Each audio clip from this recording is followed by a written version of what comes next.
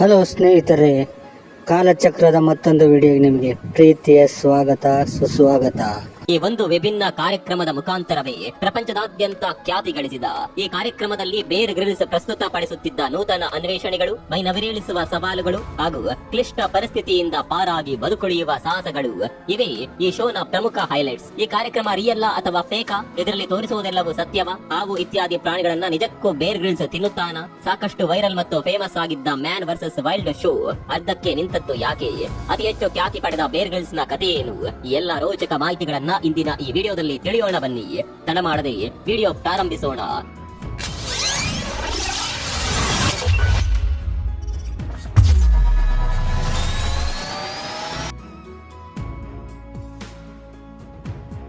ಮೂಲ ಹೆಸರು Edward Michael Grylls. Northern Ireland ನ ಡೋನೆಗೆಡ್ ಎಂಬ ಊರಿನಲ್ಲಿ ಜೂನ್ 7, 1974 ಮೈಕಲ್ ಕಾಲಚಕ್ರದ ಮತ್ತೊಂದು ವಿಡಿಯೋಗೆ ಪ್ರೀತಿಯ ಸ್ವಾಗತ ಸುಸ್ವಾಗತ. ಇವನನ್ನ ಬೇರ್ ಅಂದ್ರೆ ಕರಡಿ ಎಂಬ ಅಡ್ಡ ಹೆಸರಿನಿಂದ ಕರೆಯುತ್ತಿದ್ದಳು.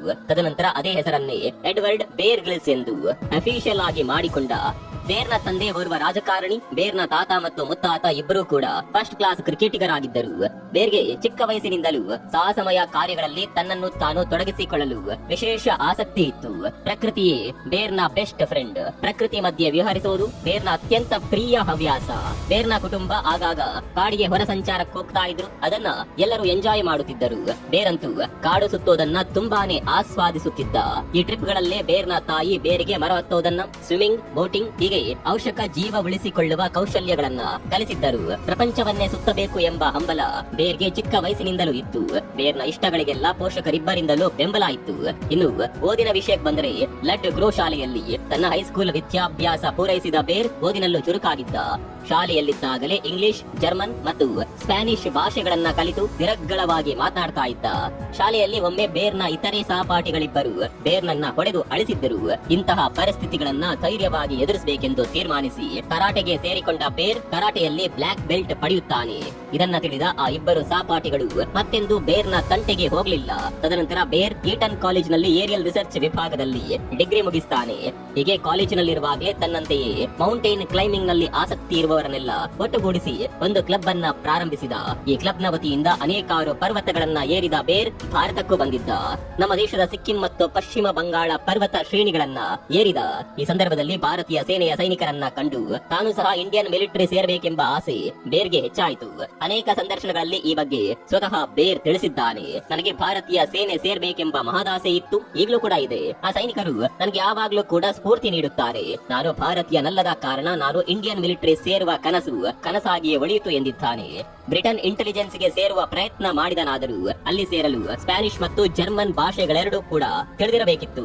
ಹಾಗಾಗಿ 2002ರಲ್ಲಿ ಇಂಗ್ಲೆಂಡ್ ಯೂನಿವರ್ಸಿಟಿಯಲ್ಲಿ ಒಂದು ಕಷ್ಟಕರವಾದ ಕೋರ್ಸ್ ಪೂರ್ತಿಗೊಳಿಸಿ 2:2 ಬ್ಯಾಚುಲರ್ ಪದವಿಯನ್ನ ಪಡೆದುಕೊಂಡು ಬ್ರಿಟನ್ ಆರ್ಮಿ ಸೇರಿಕೊಳ್ತಾನೆ. ಕೆಲ ಕಾಲ ಸೇನೆಯಲ್ಲಿ ಸೇವೆ ಸಲ್ಲಿಸಿ ತದನಂತರ ತನ್ನ ಫ್ಯಾಷನ್ ಹಿಂಬಾಲಿಸಲು ಸಿದ್ಧನಾದ ಬೇರ್ ಅಡ್ವೆಂಚರ್ ಗಳನ್ನೇ ಉಸಿರಾಗಿಸಿಕೊಂಡ ಬೇರ್ಗೆ ಹಲವು ಬಾರಿ ತನ್ನ ಅಡ್ವೆಂಚರಸ್ ಪ್ರವೃತ್ತಿಯಿಂದಲೇ ಪ್ರಾಣಾಪಾಯ ಆಗಿರೋದು ಕೂಡ ಉಂಟು. ಹೀಗಿದ್ದರೂ ಎಂದೂ ಕೂಡ ತನಗಿರುವ ಫ್ಯಾಷನ್ ಬಿಟ್ಟುಕೊಡದೆ ನಿಂತ ಛಲವಾದಿ ಬೇರ್ ಮೇ 16, 1998ರಂದು ಒಂದು ಕೀನ್ಯಾ ಮಿಷನ್ ನ ಭಾಗವಾಗಿ ಫ್ರೀ ಫಾಲ್ ಪ್ಯಾರಾಚೂಟಿಂಗ್ ನಲ್ಲಿ 4990 ಮೀಟರ್ ಎತ್ತರದಿಂದ ಧುಮುಕುವಾಗ ಬೇರ್ನ ಪ್ಯಾರಾಚೂಟ್ ಕೆಲಸ ಮಾಡಲೇ ಇಲ್ಲ. ಸೀದಾ ಬಂದು ಮರಕ್ಕೆ ಡಿಕ್ಕಿ ಹೊಡೆದು ಮರದ ಮೇಲೆಯೇ ಬಿದ್ದ. ಈ ಅನಾಹುತದ ನಂತರ ಬೇರ್ನ ಬೆನ್ನು ಮೂಳೆ ಮುರಿದು 3 ವರ್ಟಿಬ್ರೇಟ್ಸ್ ಅನ್ನ ಕಳೆದುಕೊಳ್ಳಬೇಕಾಯಿತು. ಈತನನ್ನ ಆರೈಕೆ ಮಾಡಿದ ವೈದ್ಯರು ಬೇರ್ ಇನ್ಮುಂದೆ ಎಲ್ಲರಂತೆ ನಡೆಯಲು ಅಸಾಧ್ಯ ಎಂದಿದ್ದರು. ಆದರೂ ಹಠ ಬಿಡದ ಬೇರ್ ಇದನ್ನ ಸವಾಲಾಗಿ ತೆಗೆದುಕೊಂಡು ಮೆಲ್ಲನೆ ನಡೆಯಲು ಪ್ರಯತ್ನಿಸಿ ಕೇವಲ 1.5 ವರ್ಷ ಸಮಯದಲ್ಲಿ ಮೌಂಟ್ ಎವರೆಸ್ಟ್ ಏರಲು ಹೋದ. ಆಗ ಅವನಿಗೆ 23 ವರ್ಷ ವಯಸ್ಸು. ಈ ಚಿಕ್ಕ ವಯಸ್ಸಿನಲ್ಲೇ ಮೌಂಟ್ ಎವರೆಸ್ಟ್ ಹತ್ತಿದ ಧೀರ ಎಂಬ ಖ್ಯಾತಿಗೆ ಬೇರ್ ಪಾತ್ರನಾದ. 2000 ಇಸವಿಯಲ್ಲಿ ಶಾರಾ ಕ್ಯಾನಿಂಗ್ಸ್ ಎಂಬಾಕೆಯನ್ನ ವಿವಾಹವಾದ. ಇವರಿಬ್ಬರಿಗೂ 3 ಮುದ್ದಾದ ಗಂಡು ಮಕ್ಕಳಿವೆ. 2005ರಲ್ಲಿ ಭೂಮಿಯಿಂದ ಸುಮಾರು 25,000 ಅಡಿ ಎತ್ತರದಲ್ಲಿ ಪ್ಯಾರಾಚೂಟ್ ನಲ್ಲೇ ಡಿನ್ನರ್ ಸವಿದು ಸುದ್ದಿಯಾಗಿದ್ದ. ಇದು highest open air formal dinner party ಎಂಬ ವರ್ಲ್ಡ್ ರೆಕಾರ್ಡ್ ಕೂಡ ಮಾಡಿದೆ. ಈ ರೆಕಾರ್ಡ್ ಸೃಷ್ಟಿಸಲು ಬೇರ್ ಸುಮಾರು 200 ಬಾರಿ ಪ್ರಯತ್ನ ಮಾಡಿ ಕಡೆಗೂ ಯಶಸ್ಸು ಸಾಧಿಸಿದ್ದಾನೆ. ತನ್ನ ಸಾಹಸಕ್ಕೆ ಎಲ್ಲೆಡೆ ಪ್ರಶಂಸೆ ಸಿಗ್ತಾ ಇರೋದು ಬೇರ್ಗೆ ಸಂತಸ ತಂದಿತ್ತು. 2006 ಮ್ಯಾನ್ ವರ್ಸಸ್ ವೈಲ್ಡ್ ಎಂಬ ಟಿವಿ ಕಾರ್ಯಕ್ರಮದ ಮುಂದಾಳತ್ವ ವಹಿಸುವ ಅವಕಾಶ ಬೇರ್ನ ಪಾಲಿಗೆ ಒಲಿದು ಬಂತು. ಭಾರತ ಸೇರಿದಂತೆ Australia, New Zealand, Canada, Europe, USA, ಆಫ್ರಿಕಾದಲ್ಲೆಲ್ಲ ಪ್ರಸಾರವಾಗಿ ಜನಮನ ಗೆದ್ದಿತು. ಹೀಗೆ ಪ್ರಪಂಚದಾದ್ಯಂತ ಬೇರ್ ಗ್ರಿಲ್ಸ್ ಮನೆ ಮನೆ ಮಾತಾಗಿ ಹೋದ. ಆ ಸಮಯಕ್ಕೆ ಅತಿ ಹೆಚ್ಚು ಟಿಆರ್ಪಿ ಪಡೆದು ನಂಬರ್ 1 ಶೋ ಆಗಿ ಹೊರಹೊಮ್ಮಿತು ಬೇರ್ನ ಈ ಅದ್ಭುತ ಕಾರ್ಯಕ್ರಮ. ಡಿಸ್ಕವರಿ ಚಾನೆಲ್ ನಲ್ಲಿ ಬರುತ್ತಿದ್ದ ಈ ಕಾರ್ಯಕ್ರಮ ಮಾರ್ಚ್ 2012ರಲ್ಲಿ ಚಾನೆಲ್ನ ಮುಖ್ಯಸ್ಥರಿಗೂ ಬೇರ್ಗೂ ಕಾಂಟ್ರಾಕ್ಟ್ ವಿಷಯದಲ್ಲಿ ಸಣ್ಣ ವೈಮನಸ್ಸು ಉಂಟಾದ ಕಾರಣ ಅರ್ಧಕ್ಕೆ ನಿಂತು ಹೋಗಿತ್ತು. 6 ವರ್ಷಗಳಲ್ಲಿ 7 ಸೀಸನ್ ನಲ್ಲಿ ಸುಮಾರು 73 ಎಪಿಸೋಡ್ಗಳನ್ನ ಯಶಸ್ವಿಯಾಗಿ ಪೂರೈಸಿದ್ದ ಬೇರ್ ಟಿವಿಯಲ್ಲಿ ಈ ಶೋ ಪ್ರಸಾರವಾಗುವುದು ಸಂಪೂರ್ಣವಾಗಿ ನಿಂತು ಹೋಯಿತು. ತದನಂತರ ವಿಐಪಿ ಸೆಲೆಬ್ರಿಟಿಗಳೊಂದಿಗೆ ಕೆಲ ಸ್ಪೆಷಲ್ ಎಪಿಸೋಡ್ಗಳನ್ನ ಪ್ರಸಾರ ಮಾಡಿದ್ರು. ಆಕ್ಟರ್ಸ್, ಪೊಲಿಟಿಷಿಯನ್ಸ್, ಲೀಡರ್ಗಳೊಟ್ಟಿಗೆ ಈ ಶೋ ಮಾಡಿದ್ರು. 2014ರಲ್ಲಿ ಅಮೆರಿಕಾದ ಅಂದಿನ ಪ್ರೆಸಿಡೆಂಟ್ ಬರಾಕ್ ಒಬಾಮಾರನ್ನ ಈ ಶೋಗೆ ಕರೆತರಲಾಯಿತು. ಆಗಸ್ಟ್ 2019ರಲ್ಲಿ ನರೇಂದ್ರ ಮೋದಿ ಅವರೊಂದಿಗೆ ಉತ್ತರಾಖಂಡ್ನಲ್ಲಿ ಈ ಕಾರ್ಯಕ್ರಮ ಮಾಡಲಾಯಿತು. ಪ್ರಪಂಚದಾದ್ಯಂತ ಪ್ರಸಾರಗೊಂಡ ಮೋದಿ ಜೊತೆಗಿನ ಈ ಸಂಚಿಕೆ ಬರೋಬ್ಬರಿ 3.6 ಮಿಲಿಯನ್ ವೀಕ್ಷಣೆ ಪಡೆದು ಹೊಸ ದಾಖಲೆಯನ್ನೇ ಸೃಷ್ಟಿಸಿತು. ಈ ಸಂಚಿಕೆ ಎಷ್ಟು ದಾಖಲೆ ಸೃಷ್ಟಿಸಿತೋ ಅಷ್ಟೇ ವಿವಾದಗಳು ಮತ್ತು ಪ್ರಶ್ನೆಗಳು ಏಳುವಂತೆ ಮಾಡಿತು. ಅದೇನೆಂದರೆ, ಕೇವಲ ಹಿಂದಿಯಲ್ಲೇ ಮಾತನಾಡುತ್ತಿದ್ದ ಮೋದಿ ಅವರು ಹೇಳಿದ್ದೆಲ್ಲ ಹಿಂದಿ ಬಾರದ ಬೇರ್ಗೆ ಹೇಗೆ ಅರ್ಥವಾಯಿತು? ಮೋದಿ ಹಿಂದಿಯಲ್ಲಿ ಹೇಳಿದಕ್ಕೆಲ್ಲ ಭಾಷೆ ತಿಳಿಯದ ಬೇರ್ ಹೇಗೆ ಪ್ರತಿಕ್ರಿಯೆ ನೀಡ್ತಾ ಇದ್ರು? ಈ ಶೋ ನೈಜವಾಗಿರ್ಲಿಲ್ವೇ? ಎಡಿಟ್ ಮಾಡಿದ್ದಾರಾ? ಡಬ್ ಮಾಡಿದ್ದಾರಾ? ಇದು ಸ್ಕ್ರಿಪ್ಟೆಡಾ? ಹೀಗೆ ಅನೇಕಾರು ಪ್ರಶ್ನೆಗಳು ಎದ್ದವು. ಇದಕ್ಕೆಲ್ಲ ಸ್ವತಃ ಮೋದಿ ಅವರೇ ತಮ್ಮ ಮನ್ ಕಿ ಬಾತ್ ಕಾರ್ಯಕ್ರಮದಲ್ಲಿ ಉತ್ತರ ನೀಡಿದ್ರು. ಆಧುನಿಕ ಟೆಕ್ನಾಲಜಿ ಬಳಸಿ ಬೇರ್ ನಾನು ಮಾತನಾಡಿದ ಹಿಂದಿಯನ್ನ ಅರ್ಥ ಮಾಡಿಕೊಂಡರು ಎಂದು ಮೋದಿ ಹೇಳಿದ್ದಾರೆ. ಉತ್ತರಾಖಂಡ್ನ ಜಿಮ್ ಕಾರ್ಬೆಟ್ ನ್ಯಾಷನಲ್ ಪಾರ್ಕ್ ನಲ್ಲಿ ಶೋವನ್ನ ಚಿತ್ರೀಕರಿಸಲಾಯಿತು. ಬೇರ್ನ ಕಿವಿಯಲ್ಲಿದ್ದ ಒಂದು ಸಣ್ಣ ಕಾರ್ಡ್ಲೆಸ್ ಡಿವೈಸ್ ನನ್ನ ಮಾತನ್ನ ಇಂಗ್ಲಿಷ್ಗೆ ಭಾಷಾಂತರಿಸಿ ಬೇರ್ಗೆ ಅರ್ಥ ಮಾಡಿಸ್ತಾ ಇತ್ತು. ಹೀಗೆ ನಮ್ಮಿಬ್ಬರ ಸಂಭಾಷಣೆ ಸುಲಭವಾಯಿತು ಎಂದು ಮೋದಿ ಹೇಳಿದ್ದಾರೆ. ತದನಂತರ 2021ರಲ್ಲಿ ಸೂಪರ್ ಸ್ಟಾರ್ ರಜನಿಕಾಂತ್, ಸೆಪ್ಟೆಂಬರ್ 2021ರಲ್ಲಿ ಬಾಲಿವುಡ್ ನಟ ಅಕ್ಷಯ್ ಕುಮಾರ್, ನಂತರ ಅಜಯ್ ದೇವಗನ್, ವಿಕಿ ಕೌಶಲ್ ರೊಂದಿಗೆ ಈ ಕಾರ್ಯಕ್ರಮ ಮಾಡಿದ್ರು.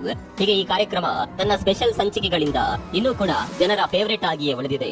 ಸ್ಪೆಷಲ್ ಸಂಚಿಕೆಗಳಲ್ಲದೆ ನಿತ್ಯ ಸಂಚಿಕೆಯಂತೆ ದಿನವೂ ಈ ಕಾರ್ಯಕ್ರಮ ಟಿವಿಯಲ್ಲಿ ಪ್ರಸಾರವಾಗೋದಿಲ್ಲ. ಏನಿದ್ದರೂ ವಿಶೇಷ ಅತಿಥಿಗಳೊಂದಿಗೆ ಮಾಡುವ ಸ್ಪೆಷಲ್ ಸಂಚಿಕೆಗಳಷ್ಟೇ ವೀಕ್ಷಕರ ಆಸೆಗೆ ಉತ್ತರ. ಇನ್ನು ಈ ಕಾರ್ಯಕ್ರಮ ನಿಜವಾ ಫೇಕಾ ಎಂಬ ಪ್ರಶ್ನೆಗೆ ಉತ್ತರ ಈಗ ನೋಡೋಣ. ಈ ಕಾರ್ಯಕ್ರಮ ಫೇಕಾ ನಿಜವಾ ಎಂಬ ಪ್ರಶ್ನೆ ಈ ಕಾರ್ಯಕ್ರಮ ನೋಡುವವರಲ್ಲಿ ಹುಟ್ಟೋದು ಸಹಜ.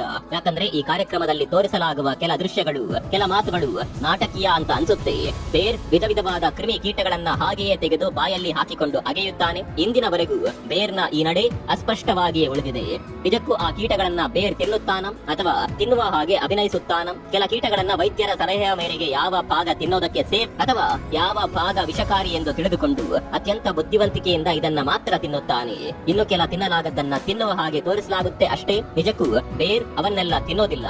ಇನ್ನು ಈ ಕಾರ್ಯಕ್ರಮದಲ್ಲಿ ತೋರಿಸುವ ಬೇರ್ನ ಸಾಹಸ ದೃಶ್ಯಗಳನ್ನೆಲ್ಲ ಸಾಕಷ್ಟು ಮುನ್ನೆಚ್ಚರಿಕೆ ಕ್ರಮಗಳನ್ನ ಬಳಸಿ ಮತ್ತು ತಜ್ಞರ ಸಲಹೆಯ ಮೇರೆಗೆ ಸೇಫ್ ಆಗಿ ಮಾಡಲಾಗಿರುತ್ತೆ. ಇದನ್ನ ಯಾರು ಎಲ್ಲಿಯೂ ಅನುಕರಿಸಬಾರದು ಎಂಬ ಟ್ಯಾಗ್ ಲೈನ್ ಶೋ ನಲ್ಲಿ ಇರುತ್ತೆ.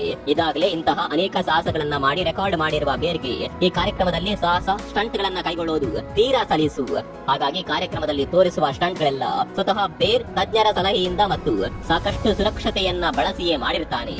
ಈ ಸಾಹಸಗಳನ್ನೆಲ್ಲ ಮಾಡಲು ಬೇರ್ ಮತ್ತು ಆತನ ತಂಡಕ್ಕೆ 7 ರಿಂದ 10 ದಿನಗಳು ಬೇಕಾಗುತ್ತೆ. ಆದ್ರೆ ಕಾರ್ಯಕ್ರಮದಲ್ಲಿ 1-2 ದಿನದಲ್ಲಿ ನಡೆದಂತೆ ತೋರಿಸಲಾಗುತ್ತೆ. ಹಾಗೂ ಕಾಡಿನಲ್ಲಿ ಒಂದು ರಾತ್ರಿ ಮಲಗಿ ಬೆಳಗ್ಗೆ ಎದ್ದು ಈ ಸಾಹಸಗಳನ್ನೆಲ್ಲ ಮಾಡುತ್ತಾನೆ ಎಂದು ತೋರಿಸಲಾಗುತ್ತಾದರೂ ಅದು ಸುಳ್ಳು.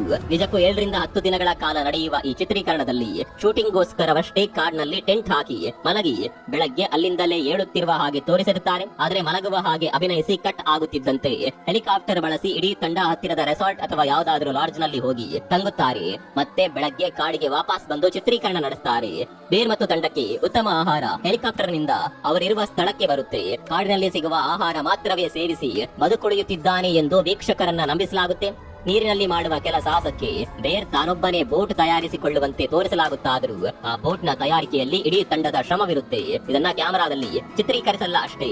ಒಟ್ಟಾರೆಯಾಗಿ ಹೇಳೋದಾದರೆ ಜೀವನದಲ್ಲಿ ಕಷ್ಟ ಎದುರಾದಾಗ ಹೇಗೆ ಅದರಿಂದ ಹೊರಬರಬೇಕು ಎಂಬುದನ್ನ ನಿಜಕ್ಕೂ ಸ್ಫೂರ್ತಿದಾಯಕವಾಗಿ ಬೇರ್ ತನ್ನ ಕಾರ್ಯಕ್ರಮದಲ್ಲಿ ತೋರಿಸಿದ್ದಾನೆ. ಎಲ್ಲವೂ ಟಿಆರ್ಪಿ ಮೇಲೆ ನಿಂತಿರೋದ್ರಿಂದ ಕೊಂಚ ಮಸಾಲೆ ಸೇರಿಸಿ ತೋರಿಸಿರ್ತಾರೆ ಮತ್ತು ಇದರಲ್ಲಿ 50% ಸತ್ಯಾಂಶ ಇದ್ರೆ ಉಳಿದ 50% ಡ್ರಾಮಾ ಇರುತ್ತೆ.